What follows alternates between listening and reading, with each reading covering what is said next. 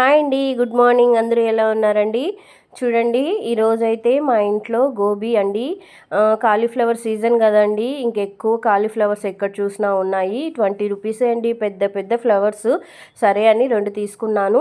First నుంచి video తీద్దామనుకున్నాను, మర్చిపోయానండి. మళ్ళీ మీతో షేర్ చేసుకుంటే బాగుంటుంది కదా అని నేను తయారు చేసే విధానం అందరికీ వచ్చండి, కానీ నేను తయారు చేసే విధానం మీకు చూపించాలని చూపిస్తూ ఉన్నాను.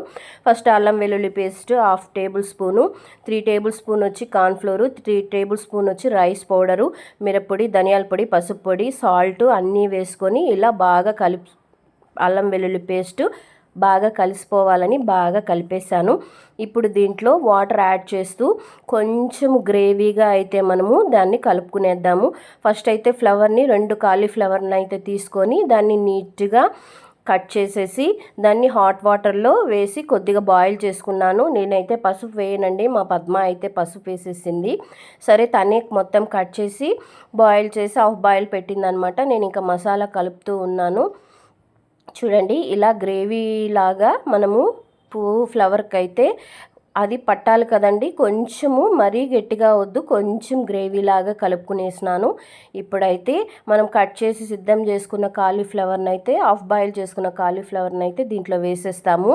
చూడండి, దీంట్లో అయితే నేను ఫ్లవర్ వేసేస్తూ ఉన్నాను. చిన్న చిన్నవిగా కట్ చేసేసిందండి, కానీ కొద్దిగా లావుగా కట్ చేసుకొని హాఫ్ బాయిల్ చేసుకోవాలి. ఇది కొద్దిగా మెత్తగా ఉడకబెట్టేసింది మా పద్మ. ఇంకా నేను వచ్చేసరికి ఇంకా సిద్ధం చేసేస్తుంది అనమాట అన్నీ. ఇంక నేను వెళ్ళి జస్ట్ అంతా కలిపేసి ఫ్రై చేశాను. ఇప్పుడు చూడండి, ఈ గిన్నెలో కొంచెము ఇరుగ్గా ఉంది కలుపుకోవడానికి, 2 ఫ్లవర్స్ కదండి. ఇంక సరే పెద్ద బౌల్ తీసుకోమని చెప్పాను. ఇది మొత్తం కలిసిపోయేలాగా మొత్తం అయితే మసాలా పట్టేలాగా కలిపి ఒక 10 నిమిషాలు అయితే మనము పక్కన పెట్టేసుకుందాము.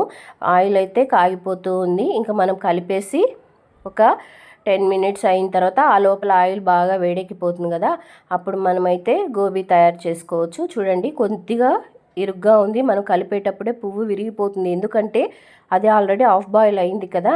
నేను అందుకని కొంచెం పెద్ద బౌల్ తీసుకో అని చెప్పాను. ఇంకా సరే, తను పెద్ద బౌల్ తెచ్చింది, దాంట్లో వేసేసి అయితే చూడండి ఇలా అయితే కలిపి పక్కన పెట్టేసుకున్నాను. ఇంకా ఆయిల్ వేడెక్కిపోయిందండి. ఇంకా మనము ఆయిల్లో వేసేయడమే తరువాయి భాగము. కొద్దిగా కొత్తిమీర కూడా యాడ్ చేయొచ్చండి, కరివేపాకు కూడా వేయచ్చు, చిల్లీ వేయచ్చు. కానీ నా దగ్గర కరివేపాకు లేదు, కొద్దిగా కొత్తిమీర ఉంటే యాడ్ చేశాను. పప్పు రసం చేశానండి. పప్పు రసం గోబీ తింటే చాలా టేస్ట్గా ఉంటుంది, పిల్లలు ఎంతో ఇష్టంగా తింటారు. మా పిల్లల కోసమని పప్పు రసం చేశాను. చూడండి, గోబీ అయితే వేసేసాను, ఆయిల్లో వేగుతుంది. ఆల్రెడీ నేను తయారు చేసేసిన గోబీ ఉంది. చూడండి, చాలా క్రిస్పీగా వచ్చిందండి. ఎందుకంటే డీప్ ఫ్రై చేశాను, క్రిస్పీగా రావాలని. బియ్యం పిండి యాడ్ చేశాం కాబట్టి చాలా క్రిస్పీగా వచ్చింది. హాఫ్ బాయిల్ అనుకున్నాను కానీ డీప్ బాయిల్ అయిపోయింది కాబట్టి ఇలా ఉంది. హాఫ్ బాయిల్ అయితే ఇంకా చాలా బాగా పువ్వు విడివిడిగా వచ్చి ఉంటుంది, కానీ టేస్ట్ మాత్రం అయితే సూపర్గా ఉందండి. మీరు ట్రై చేయండి, ఓకేనా అండి? చూడండి, ఇది సెకండ్ టైం వేశాను. నేను 3 టైమ్స్ అయితే వేశాను అనమాట. ఇది సెకండ్ టైం వేసింది, కాలుతూ ఉంది.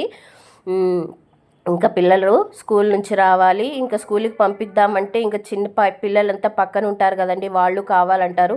అందుకని నేను పిల్లల్ని ఎందుకు ఇబ్బంది పెట్టడం అని ఇంటికి తీసుకురమ్మన్నాను. ఓకేనా అండి? నచ్చితే లైక్ చేయండి.